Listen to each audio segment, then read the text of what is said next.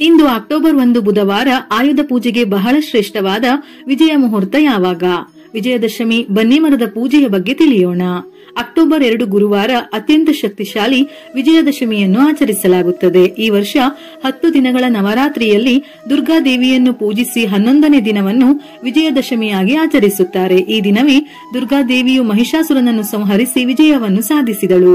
ದಸರಾ ಹಬ್ಬದ ದಿನ ದುರ್ಗಾದೇವಿಯನ್ನು ಪೂಜಿಸಿದರೆ ಈ ವರ್ಷವಿಡೀ ಅಮ್ಮನವರನ್ನು ಪೂಜಿಸಿದಷ್ಟು ಪುಣ್ಯ ಫಲ ದೊರೆಯುತ್ತದೆ. ಎಲ್ಲಾ ಹಬ್ಬಗಳಿಗಿಂತ ವಿಜಯದಶಮಿ ಹಬ್ಬವು ತುಂಬಾ ವಿಶೇಷವಾದದ್ದು. ಅತ್ಯಂತ ಶಕ್ತಿ ಸ್ವರೂಪಳಾದ ದುರ್ಗಾದೇವಿಯನ್ನು ಈ ವಿಜಯದಶಮಿಯ ದಿನದಂದು ಮನಸ್ಸಾರೆ ನೆನೆಸಿಕೊಂಡರೂ ಸಹ ಅಮ್ಮನವರು ತಕ್ಷಣವೇ ಅನುಗ್ರಹಿಸುತ್ತಾರೆ. ಅಂತಹ ಶಕ್ತಿ ಈ ವಿಜಯದಶಮಿ ಹಬ್ಬಕ್ಕಿದೆ. ಇನ್ನು ಇಂದು ಅಂದರೆ ಅಕ್ಟೋಬರ್ 1 ಬುಧವಾರ ಆಯುಧ ಪೂಜೆಯನ್ನು ಆಚರಿಸಲಾಗುತ್ತದೆ. ಪುರಾಣದ ಕಥೆಯ ಪ್ರಕಾರ ಪಾಂಡವರು 12 ವರ್ಷಗಳ ವನವಾಸ ಮತ್ತು 1 ವರ್ಷದ ಅಜ್ಞಾತವಾಸವನ್ನು ಪೂರ್ಣಗೊಳಿಸುವ ಮುನ್ನ ತಮ್ಮೆಲ್ಲಾ ಶಸ್ತ್ರಾಸ್ತ್ರಗಳನ್ನು ಶಮೀವೃಕ್ಷ ಅಂದರೆ ಬನ್ನಿ ಮರದಲ್ಲಿ ಬಚ್ಚಿಟ್ಟಿದ್ದರು. ವನವಾಸ ಮತ್ತು ಅಜ್ಞಾತವಾಸ ಮುಗಿದ ನಂತರ ಪಾಂಡವರು ವಿಜಯದಶಮಿಯಂದು ಅದೇ ಶಮೀವೃಕ್ಷದಿಂದ ಆಯುಧಗಳನ್ನು ಹಿಂಪಡೆದು ಪೂಜಿಸಿ ಯುದ್ಧ ಮಾಡಿ ವಿಜಯಿಯಾದರು. ಇದರ ಜೊತೆಯಲ್ಲಿ ದುರ್ಗಾದೇವಿಯು ಮಹಿಷಾಸುರನನ್ನು ನಾಶ ಮಾಡಲು ಬಳಸಿದ ಆಯುಧಗಳಿಗೆ ಗೌರವ ಮತ್ತು ಕೃತಜ್ಞತೆ ಸಲ್ಲಿಸಲು ಈ ಪೂಜೆಯನ್ನು ಮಾಡಲಾಗುತ್ತದೆ. ಆಧುನಿಕ ಕಾಲದಲ್ಲಿ ಆಯುಧ ಪೂಜೆಯು ಕೇವಲ ಶಸ್ತ್ರಾಸ್ತ್ರಗಳ ಪೂಜೆಯಾಗಿ ಉಳಿದಿಲ್ಲ. ಆಯುಧ ಪೂಜೆಯ ನಿಜವಾದ ಉದ್ದೇಶವೇನೆಂದರೆ ನಾವು ನಮ್ಮ ಜೀವನೋಪಾಯಕ್ಕಾಗಿ ಬಳಸುವ ಸಾಧನಗಳಿಗೆ ಕೃತಜ್ಞತೆಯನ್ನು ಸಲ್ಲಿಸುವುದು, ನಾವು ಮಾಡುವ ಯಾವುದೇ ಕೆಲಸದಲ್ಲಿ ಆ ಉಪಕರಣಗಳು ನಮಗೆ ಯಶಸ್ಸು ತರಲಿ ಎಂದು ಪ್ರಾರ್ಥಿಸುವುದು ಇದರ ಮುಖ್ಯ ಉದ್ದೇಶ. ಯಂತ್ರಗಳು, computer, type writer, camera, mobile, ಕೆಲಸ ಮಾಡುವ ಯಾವುದೇ ಉಪಕರಣಗಳು ಅಂದರೆ ಗುದ್ದಲಿ, ಕತ್ತಿ, ಉಳಿ, ಸುತ್ತಿಗೆ, ಹೊಲಿಗೆ ಯಂತ್ರ, ಚಾಕು, ಮಿಕ್ಸರ್ ಗ್ರೈಂಡರ್, ಪುಸ್ತಕ, ಲೇಖನಿಗಳು ಇತ್ಯಾದಿ ಹೀಗೆ ನಿಮ್ಮ ಮನೆ ಅಥವಾ ಕಚೇರಿಯಲ್ಲಿ ನೀವು ಉಪಯೋಗಿಸುವ ಪ್ರತಿಯೊಂದು ವಸ್ತುಗಳನ್ನು ಪೂಜಿಸಿದರೆ ಶ್ರೇಷ್ಠ. ಇಂದು ವಾಹನ ಪೂಜೆಯನ್ನು ಸಹ ಮಾಡುತ್ತಾರೆ. ದಸರಾದಲ್ಲಿ ವಾಹನಗಳಿಗೆ ಪೂಜೆ ಸಲ್ಲಿಸುವುದು ಸಹ ಈ ಆಯುಧ ಪೂಜೆಯ ಭಾಗವಾಗಿದೆ. ವಾಹನಗಳು ನಮ್ಮ ಪ್ರಯಾಣದ ಆಯುಧಗಳಾಗಿ ಕಾರ್ಯನಿರ್ವಹಿಸುತ್ತವೆ. ಅಪಘಾತಗಳಿಂದ ರಕ್ಷಣೆ ನೀಡಲು ಪೂಜಿಸಲಾಗುತ್ತದೆ. ಹಾಗಾಗಿ ಇಂದು ಬುಧವಾರ ಆಯುಧ ಪೂಜೆಯನ್ನು ಮಾಡಲೇಬೇಕು. ಆಯುಧ ಮತ್ತು ಪ್ರತಿಯೊಂದು ಉಪಕರಣಗಳನ್ನು ಶುದ್ಧ ಮಾಡಿ ಅದಕ್ಕೆ ಅರಿಶಿನ ಕುಂಕುಮದ ಬೊಟ್ಟನ್ನು ಇಟ್ಟು ಹೂವು ಇಟ್ಟು ನಿಮ್ಮ ಕೈಲಾದ ನೈವೇದ್ಯ ಮಾಡಿ ತೆಂಗಿನಕಾಯಿಯನ್ನು ಒಡೆದು ಅಗರಬತ್ತಿ ಕರ್ಪೂರದಿಂದ ಪೂಜೆಯನ್ನು ಮಾಡಬೇಕು. ಮನೆಯಲ್ಲೇ ಆಯುಧ ಪೂಜೆ ಮಾಡುವ ಮೊದಲು ಮನೆಯಲ್ಲಿರುವ ದೇವರಿಗೆ ಪೂಜೆಯನ್ನು ಸಲ್ಲಿಸಿ ನಂತರ ಆಯುಧ ಪೂಜೆಯನ್ನು ಮಾಡಬೇಕು. ಇನ್ನು ವಾಹನ ಪೂಜೆಗೆ ವಾಹನವನ್ನು ತೊಳೆದು ಅರಿಶಿನ ಕುಂಕುಮದ ಬೊಟ್ಟು ಇಟ್ಟು ಹೂವು ಇಟ್ಟು ದೇವರ ಮುಂದೆ ನಿಂಬೆಹಣ್ಣನ್ನು ಇಟ್ಟು ಅದಕ್ಕೆ ಅರಿಶಿನ ಕುಂಕುಮ ಹಾಕಿ ದೇವರಲ್ಲಿ ಪ್ರಾರ್ಥಿಸಿ ನಂತರ ವಾಹನಕ್ಕೆ ಅಗರಬತ್ತಿ ಮತ್ತು ಕರ್ಪೂರದಿಂದ ಪೂಜೆ ಮಾಡುತ್ತಾರೆ. ವಾಹನ ಪೂಜೆಯನ್ನು ನೀವೇ ಮಾಡಬಹುದು ಅಥವಾ ದೇವಸ್ಥಾನಕ್ಕೆ ಹೋಗಿ ಅರ್ಚಕರಲ್ಲಿ ಪೂಜೆ ಮಾಡಿಸಿದರೂ ಶ್ರೇಷ್ಠ. ಇನ್ನು ಕೆಲವರು ಕುಂಬಳಕಾಯಿಯಿಂದ ವಾಹನಕ್ಕೆ ದೃಷ್ಟಿ ನಿವಾಳಿಸುತ್ತಾರೆ. ಇದು ಬಹಳ ಒಳ್ಳೆಯದು. ಪೂಜೆಯಾದ ಮೇಲೆ ಆ ನಿಂಬೆಹಣ್ಣನ್ನು ವಾಹನದ ಪ್ರತಿಯೊಂದು ಚಕ್ರದ ಕೆಳಗೆ ಇಟ್ಟು ವಾಹನ ಚಾಲನೆ ಮಾಡುತ್ತಾರೆ. ಚಕ್ರದ ಕೆಳಗೆ ಇರುವ ನಿಂಬೆಹಣ್ಣು ಸಂಪೂರ್ಣವಾಗಿ ಒಡೆಯುವ ತರ. ಆಯುಧ ಪೂಜೆಯನ್ನು ನಾವು ನಮ್ಮ ಮನೆಯಲ್ಲಿ ಮಾಡುವ ರೀತಿ ತಿಳಿಸಿದ್ದೇನೆ. ಇನ್ನು ನಿಮ್ಮ ಮನೆಯಲ್ಲಿ ಮೊದಲಿನಿಂದಲೂ ಮಾಡಿಕೊಂಡಿರುವ ಪದ್ಧತಿಯಲ್ಲೇ ನೀವು ಮಾಡಿ. ಒಟ್ಟಿನಲ್ಲಿ ಇಂದು ಆಯುಧ ಪೂಜೆಯನ್ನು ಮಾಡಲೇಬೇಕು. ಇಂದು ವಾಹನ ಪೂಜೆ ಮಾಡಿಸಿಕೊಂಡರೆ ನಿಮ್ಮ ಭವಿಷ್ಯದಲ್ಲಿ ಯಾವುದೇ ವಾಹನ ಅಪಘಾತಗಳು ಸಂಭವಿಸದಂತೆ ಆ ದುರ್ಗಮ್ಮ ನಿಮ್ಮನ್ನು ಸದಾಕಾಲ ರಕ್ಷಿಸುತ್ತಾಳೆ. ಇಂದು ಬೆಳಿಗ್ಗೆ ಅಂದರೆ ಬುಧವಾರ ಬೆಳಿಗ್ಗೆ 11:45 ಮಧ್ಯಾಹ್ನ 12:44 ಒಳಗೆ ಅಮೃತ ಕಾಲ ಬೆಳಗಿನ ಜಾವ 2:31 ಪ್ರಾರಂಭವಾಗುತ್ತದೆ. ರವಿಯೋಗ ಇಂದು ಬೆಳಿಗ್ಗೆ 8:06 ಪ್ರಾರಂಭವಾಗುತ್ತದೆ. ರವಿಯೋಗದಲ್ಲಿ ಪೂಜೆ ಮಾಡಿದರೂ ಶ್ರೇಷ್ಠ. ಆದರೆ ವಿಜಯ ಮುಹೂರ್ತದಲ್ಲಿ ಆಯುಧ ಪೂಜೆ ಮಾಡುವುದು ಬಹಳ ಶ್ರೇಷ್ಠ. ವಿಜಯ ಮುಹೂರ್ತವು ಇಂದು ಮಧ್ಯಾಹ್ನ 2:09 2:57 ಇರುತ್ತದೆ. ಈ ಸಮಯದಲ್ಲಿ ಆಯುಧ ಪೂಜೆ ಮಾಡಿ ಶುಭ ಫಲಗಳು ಲಭಿಸುತ್ತದೆ. ವಿಜಯ ಮುಹೂರ್ತದಲ್ಲಿ ಯಾವುದೇ ಒಳ್ಳೆಯ ಕೆಲಸ ಮಾಡಿದರೆ ಅಥವಾ ವಸ್ತುಗಳನ್ನು ಖರೀದಿಸಿದರೂ ಅದು ನಿಮಗೆ ಶಾಶ್ವತವಾಗಿ ಸಿದ್ಧಿಯಾಗುತ್ತದೆ. ಅಂದರೆ ಯಾವುದೇ ಕೆಲಸ ಮಾಡಿದರೂ ಅದರಿಂದ ವೃದ್ಧಿಯಾಗಿ ನಿಮಗೆ ಧನ ಸಂಪತ್ತು ಪ್ರಾಪ್ತಿಯಾಗುತ್ತದೆ. ಹಾಗಾಗಿ ಆದಷ್ಟು ವಿಜಯ ಮುಹೂರ್ತದಲ್ಲೇ ಆಯುಧ ಪೂಜೆಯನ್ನು ಮಾಡಿ. ಈ ವಿಜಯದಶಮಿ ಹಬ್ಬದ ದಿನ ಯಾರು ಅಮ್ಮನವರನ್ನು ಪೂಜಿಸುತ್ತಾರೋ ಅಂತಹ ಮನೆಗಳಿಗೆ ದುರ್ಗಾದೇವಿ ತಕ್ಷಣವೇ ಕಾಲಿಡುತ್ತಾಳೆ. ಇನ್ನು ನಿಮ್ಮ ಮನೆಯ ಮೇಲೆ ಅಮ್ಮನವರ ಆಶೀರ್ವಾದವು ಸದಾಕಾಲ ಇರುತ್ತದೆ. ಈ ವಿಜಯದಶಮಿ ಹಬ್ಬದಂದು ಮನೆಯಲ್ಲಿರುವ ಪ್ರತಿಯೊಬ್ಬರು ಶುದ್ಧವಾದ ನಂತರ ಕೆಂಪು ಬಣ್ಣದ ವಸ್ತ್ರಗಳನ್ನು ಧರಿಸಿದರೆ ಶ್ರೇಷ್ಠ.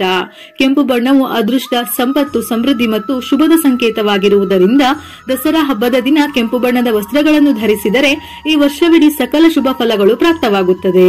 ಇಡೀ ಮನೆಯನ್ನು ಶುಭ್ರಗೊಳಿಸಿ ಮನೆಯಲ್ಲಿ ಅರಿಶಿನದ ನೀರನ್ನು ಸಿಂಪಡಿಸಿಕೊಳ್ಳಬೇಕು. ಅರಿಶಿನವು ದುಷ್ಟಶಕ್ತಿಗಳನ್ನು ನಿವಾರಿಸುತ್ತದೆ. ಹಾಗಾಗಿ ಈ ವಿಜಯದಶಮಿ ದಿನ ನಿಮ್ಮ ಮನೆಗೆಲ್ಲ ಅರಿಶಿನದ ನೀರನ್ನು ಸಿಂಪಡಿಸಿದರೆ ಮನೆಯಲ್ಲಿರುವ ದುಷ್ಟಶಕ್ತಿಗಳೆಲ್ಲ ಹೊರಗೆ ಹೋಗಿ ನಿಮ್ಮ ಮನೆ ಸಂಪೂರ್ಣವಾಗಿ ದೈವಿ ಶಕ್ತಿಗಳಿಂದ ತುಂಬಿರುತ್ತದೆ. ಎಲ್ಲಿ ದೈವಿ ಶಕ್ತಿ ಇದೆಯೋ ಅಲ್ಲಿ ದೇವಾನುದೇವತೆಗಳ ಅನುಗ್ರಹವಿರುತ್ತದೆ. ಅಲ್ಲದೆ ಈ ವಿಜಯದಶಮಿಯ ದಿನ ತಪ್ಪದೆ ಮನೆಯ ಹೊಸ್ತಿಲನ್ನು ಸಂಪೂರ್ಣವಾಗಿ ಅಲಂಕರಿಸಬೇಕು. ಅಕ್ಕಿ ಹಿಟ್ಟಿನಿಂದ ಮನೆಯ ಮುಂದೆ ರಂಗೋಲಿ ಹಾಕಿ ಲಕ್ಷ್ಮೀ ಸ್ವರೂಪವಾದ ಹೊಸ್ತಿಲುಗಳಿಗೆ ಅರಿಶಿನ ಲೇಪಿಸಿ ಕುಂಕುಮದ ಬೊಟ್ಟುಗಳನ್ನು ಇಟ್ಟು ಮಾವಿನ ತೋರಣಗಳನ್ನು ಕಟ್ಟಿ ಹೂವುಗಳಿಂದ ಅಲಂಕರಿಸಬೇಕು. ನಾಳೆಯ ದಿನ ತಪ್ಪದೆ ಮನೆಯ ಹೊಸ್ತಿಲು ಮತ್ತು ಮನೆ ಬಾಗಿಲಿಗೆ ಕುಂಕುಮದ ಲೇಪನದಿಂದ ಸ್ವಸ್ತಿ ಚಿಹ್ನೆಯನ್ನು ಹಾಕಬೇಕು. ಇದರಿಂದ ನಿಮ್ಮ ಮನೆಗೆ ಒಳ್ಳೆಯ ದಿನಗಳು ಪ್ರಾರಂಭವಾಗುತ್ತವೆ. ಈ ವಿಜಯದಶಮಿ ದಿನದಂದು ನಿಮ್ಮ ಮನೆಯ ಹೊಸ್ತಿಲು ಕಳಕಳಿಸುತ್ತಿದ್ದರೆ ಲಕ್ಷ್ಮೀ ಕಟಾಕ್ಷವು ನಿಮ್ಮ ಮನೆಯ ಮೇಲೆ ಇರುತ್ತದೆ. ತನ್ಮೂಲಕ ಈ ವರ್ಷವಿಡೀ ಹಣದ ಕೊರತೆ ಉಂಟಾಗದಂತೆ ಲಕ್ಷ್ಮೀ ದೇವಿ ನಿಮ್ಮ ಮನೆಯ ಮೇಲೆ ಧನ ಸಂಪತ್ತನ್ನು ಕರುಣಿಸುತ್ತಾಳೆ. ಸರಳವಾಗಿ ಶಾಸ್ತ್ರೋಕ್ತವಾಗಿ ವಿಜಯದಶಮಿಯನ್ನು ಪೂಜೆ ಮಾಡಬಹುದು. ಮನೆಯ ಮೇಲೆ ಅಷ್ಟದಳ ಪದ್ಮರಂಗೋಲಿ ಹಾಕಿ ಅರಿಶಿನ ಕುಂಕುಮ ಅಕ್ಷತೆ ಹಾಕಿ ದುರ್ಗೆಯ ಫೋಟೋ ಅಥವಾ ವಿಗ್ರಹ ಇಲ್ಲವೆಂದರೆ ಲಕ್ಷ್ಮೀ ದೇವಿಯ ಫೋಟೋ ಅಥವಾ ವಿಗ್ರಹವನ್ನಿಟ್ಟು ಅರಿಶಿನ ಕುಂಕುಮ ಗಂಧ ಲೇಪಿಸಿ ಕೆಂಪು ಬಣ್ಣದ ದಾಸವಾಳ ಅಥವಾ ಕೆಂಪು ಬಣ್ಣದ ಗುಲಾಬಿ ಹೂವುಗಳಿಂದ ಮತ್ತು ನಿಮ್ಮ ಬಳಿ ಒಡವೆಗಳಿದ್ದರೆ ಮಾತ್ರ ಅಮ್ಮನವರನ್ನು ಸುಂದರವಾಗಿ ಅಲಂಕರಿಸಿ ಅಮ್ಮನವರ ಮುಂದೆ ತಾಂಬೂಲವನ್ನು ಸಮರ್ಪಿಸಬೇಕು. 2 ಶುದ್ಧವಾದ ವೀಳ್ಯದೆಲೆಯ ಮೇಲೆ 2 ಬಾಳೆಹಣ್ಣು, ಅಡಿಕೆ ಹಾಗೆಯೇ ಅರಿಶಿನ ಕುಂಕುಮಗಳನ್ನು ಸಹ ಇಟ್ಟು ಅಮ್ಮನವರಿಗೆ ತಾಂಬೂಲವನ್ನು ಸಮರ್ಪಿಸಬೇಕು. ಹೀಗೆ ಶ್ರದ್ಧೆಯಿಂದ ಪೂಜಿಸಬೇಕು. ನೀವು ಮಾಡುವ ಪೂಜೆಗಳಿಗೆ ಅಮ್ಮನವರು ಸಂತೃಪ್ತರಾಗಿ ನಿಮ್ಮನ್ನು ಹರಸುತ್ತಾರೆ. ಅಷ್ಟೈಶ್ವರ್ಯ ಧನ ಸಂಪತ್ತು ಲಭಿಸುತ್ತದೆ. ವಿಜಯದಶಮಿಯಂದು ಅಮ್ಮನವರಿಗೆ ವಿಶೇಷವಾಗಿ ದೀಪಾರಾಧನೆ ಮಾಡಬೇಕು. ಹಿತ್ತಾಳೆ ದೀಪ ಅಥವಾ ಮಣ್ಣಿನ ಹಣತೆಗಳಲ್ಲಿ ದೀಪಾರಾಧನೆ ಮಾಡಬೇಕು. ಮಣ್ಣಿನ ಹಣತೆಗಳಲ್ಲಿ ದೀಪಾರಾಧನೆ ಮಾಡಿದರೆ ನೀವು ಮಾಡುವ ಪೂಜೆಗಳೆಲ್ಲವೂ ಅಮ್ಮನವರ ಪಾದಗಳ ಬಳಿಗೆ ತಲುಪುತ್ತವೆ. ಹಸುವಿನ ತುಪ್ಪದಿಂದ ಅಥವಾ ಎಳ್ಳಿನ ಎಣ್ಣೆಯಿಂದ ದೀಪವನ್ನು ಬೆಳಗಿಸಿ ಅಮ್ಮನವರಿಗೆ ನಮಸ್ಕರಿಸಿ. ಇನ್ನು ಅಮ್ಮನವರಿಗೆ ನೈವೇದ್ಯವಾಗಿ ನಿಮ್ಮ ಶಕ್ತಿಗೆ ಅನುಗುಣವಾಗಿ ಶ್ರದ್ಧಾ ಭಕ್ತಿಪೂರ್ವಕವಾಗಿ ಯಾವ ನೈವೇದ್ಯವನ್ನು ಸಮರ್ಪಿಸಿದರೂ ಸರಿ, ಅಮ್ಮನವರು ಸಂತೋಷದಿಂದ ಸ್ವೀಕರಿಸುತ್ತಾರೆ. ಆದರೆ ಮೊಸರನ್ನ, ಪುಳಿಯೊಗರೆ, ರವೆ ಕೇಸರಿ ಬಾತ್, ಹಾಲಿನಿಂದ ಮಾಡಿದ ಬೆಲ್ಲದ ಪಾಯಸ, ಸಕ್ಕರೆ ಪೊಂಗಲ್, ಹೂರಣದ ಹೋಳಿಗೆ ಹೀಗೆ 2 ವಿಧವಾದ ನೈವೇದ್ಯಗಳನ್ನು ಸಮರ್ಪಿಸಿ. ಈ ನೈವೇದ್ಯಗಳನ್ನು ಸಹ ಅರ್ಪಿಸಲು ಸಾಧ್ಯವಾಗದವರು 2 ವಿಧದ ಹಣ್ಣುಗಳನ್ನು ಅರ್ಪಿಸಿದರೂ ಸರಿ, ಅಮ್ಮನವರು ಖಂಡಿತ ಅನುಗ್ರಹಿಸುತ್ತಾರೆ. ವಿಶೇಷವಾಗಿ ಈ ದಸರಾ ಹಬ್ಬದಂದು ಓಂ ಧೂಂ ದುರ್ಗಾಯೈ ನಮಃ ಎಂಬ ಮಂತ್ರವನ್ನು 108 ಬಾರಿ ಪಠಿಸಿ. ಇದು ಬಹಳ ಶಕ್ತಿಶಾಲಿಯಾದ ದುರ್ಗಾದೇವಿಯ ಬೀಜ ಮಂತ್ರ. ವಿಜಯದಶಮಿಯ ದಿನ ಈ ಮಂತ್ರವನ್ನು ಪಠಿಸಿದರೆ ನಿಮ್ಮ ಜೀವನದಲ್ಲಿರುವ ಎಲ್ಲಾ ಅಡೆತಡೆಗಳು ನಿವಾರಣೆಯಾಗಿ ಬಲ, ಧೈರ್ಯ, ಸಿರಿ ಸಂಪತ್ತುಗಳು ಲಭಿಸುತ್ತವೆ. ಇನ್ನು ಅಮ್ಮನವರಿಗೆ ಮಂಗಳಾರತಿ ಮಾಡಿ ಪೂಜೆಯನ್ನು ಮಾಡಬೇಕು. ನಾಳೆಯ ದಿನ ತಪ್ಪದೆ ಶಮೀವೃಕ್ಷವನ್ನು ಅಂದರೆ ಬನ್ನಿ ಮರವನ್ನು ಪೂಜಿಸಬೇಕು. ಏಕೆಂದರೆ ಈ ವಿಜಯದಶಮಿ ಹಬ್ಬದಂದು ಶಮೀವೃಕ್ಷದಲ್ಲಿ ಅಮ್ಮನವರು ನೆಲೆಸಿರುತ್ತಾರೆ. ಆದ್ದರಿಂದ ನಾಳೆ ಸಂಜೆ 5 ಗಂಟೆಯಿಂದ 7 ಗಂಟೆಯ ಒಳಗೆ ಶಮೀವೃಕ್ಷವನ್ನು ಪೂಜಿಸಿ. ಶಮೀವೃಕ್ಷಕ್ಕೆ ಅರಿಶಿನ ಕುಂಕುಮ ಹೂವು ಸಮರ್ಪಿಸಿ ಶಮೀವೃಕ್ಷದ ಕೆಳಗೆ ತುಪ್ಪದ ದೀಪ ಬೆಳಗಿಸಿ 5 ಪ್ರದಕ್ಷಿಣೆಗಳನ್ನು ಹಾಕಿ ನಮಸ್ಕರಿಸಿ. ಇದರಿಂದ ನೀವು ಕೋರಿದ ಇಷ್ಟಾರ್ಥಗಳೆಲ್ಲವೂ ಖಂಡಿತ ಈಡೇರುತ್ತದೆ. ಅಲ್ಲದೆ ಈ ದಸರಾ ಹಬ್ಬದಂದು ಶಮೀವೃಕ್ಷದ ಚಿಕ್ಕದಾದ ಕೊಂಬೆಯನ್ನು ನಿಮ್ಮ ಮನೆಗೆ ತಂದು ಈ ಕೊಂಬೆಯನ್ನು ತುಳಸಿ ಕಟ್ಟೆಯಲ್ಲಿ ನೆಟ್ಟು ಪೂಜೆ ಮಾಡಿದರೆ ವಿಪರೀತವಾದ ಧನ ಪ್ರಾಪ್ತಿಯು ಲಭಿಸುತ್ತದೆ. ಈ ವಿಜಯದಶಮಿಯಂದು ಶಮಿ ಎಲೆಗಳನ್ನು ನಿಮ್ಮ ಮನೆಗೆ ತಂದು ನಿಮ್ಮ ಬೀರುವಿನಲ್ಲೇ ಇಟ್ಟುಕೊಳ್ಳಿ. ನಿಮ್ಮ ಮನೆಯ ಸಂಪತ್ತು ಕ್ರಮೇಣವಾಗಿ ಹೆಚ್ಚಾಗಿ ಬಹಳ ಬೇಗನೆ ಶ್ರೀಮಂತರಾಗುತ್ತೀರಿ. ಹಾಗೆಯೇ ನಿಮಗೆ ಸಾಧ್ಯವಾದರೆ ಕೆಲವು ಶಮಿ ಎಲೆಗಳನ್ನು ತಂದು ನಿಮ್ಮ ಸುತ್ತಮುತ್ತಲಿನವರಿಗೆ ದಾನ ಮಾಡಿ. ಏಕೆಂದರೆ ಈ ವಿಜಯದಶಮಿಯಂದು ಶಮಿ ಎಲೆಗಳನ್ನು ಯಾರಿಗಾದರೂ ದಾನ ಮಾಡಿದರೆ ಚಿನ್ನವನ್ನು ದಾನ ಮಾಡಿದಷ್ಟು ಫಲ ದೊರೆಯುತ್ತದೆ. ಇದರಿಂದ ನಿಮ್ಮ ಮನೆಗೆ ಧನಯೋಗವು ಲಭಿಸುತ್ತದೆ. ವಿಜಯದಶಮಿಯ ಬಗ್ಗೆ ಉಳಿದ ಮಾಹಿತಿಯನ್ನು ಮುಂದಿನ ವಿಡಿಯೋದಲ್ಲಿ ತಿಳಿಯೋಣ.